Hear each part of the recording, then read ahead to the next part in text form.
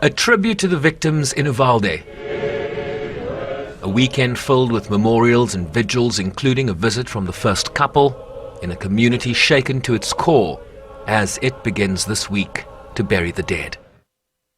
Whenever I found out that it was fourth graders, it took me back to my baby girl, because she was about to be 10, you know. My baby is she's not going to graduate, she's not going to marry, she's not going to look forward to what she was looking in life. And whenever I heard that these babies were so excited about life, that was my baby too.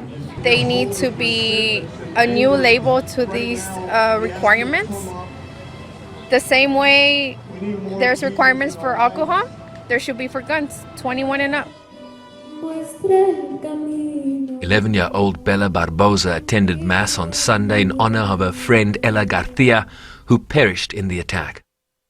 It was shocking, because I had faith that she was in the other room, but when I found out, I was just like, well, she's in a better place now, and if this happens again, she doesn't have to go through that.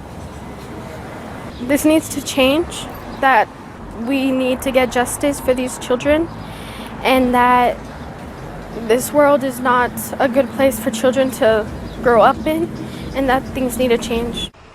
The U.S. Justice Department now reviewing the actions by police amid growing anger over the slow response in neutralizing the gunman after Uvalde law enforcement agencies allowed the shooter to remain in a classroom for nearly an hour while officers waited in the hallway outside, while children inside made panicked 911 calls for assistance. The question simply is this: there was a 40-minute gap. And if the 911 operators were aware that children were alive in that classroom, why weren't officers notified of that? And if that's the case, why didn't they take action? That's the question. And again, I'll go back to the answer for right now, is that it was considered, okay, the decision was made on the scene. President Joe Biden responding to the Uvalde crowd, asking him to do something, promising that he would. But a matter he has little control of in the Senate. The problem in the Senate is simple. Too many members on the other side of the aisle are disconnected from the suffering of the American people. Too many members on that side care more about the NRA than they do about families who grieve victims of gun violence. As I said, the American people are sick and tired of mass shootings. They're sick and tired about active shooter alerts. They're sick and tired of children, 9-year-olds, 10-year-olds, 11-year-olds, being shot, gunned down in their schools. After Uvalde, renewed momentum providing a small measure of hope.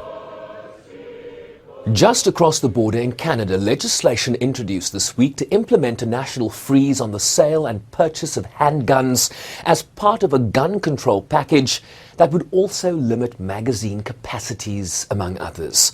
The country already bans around 1,500 types of military-style firearms, similar to the weapons used in Uvalde.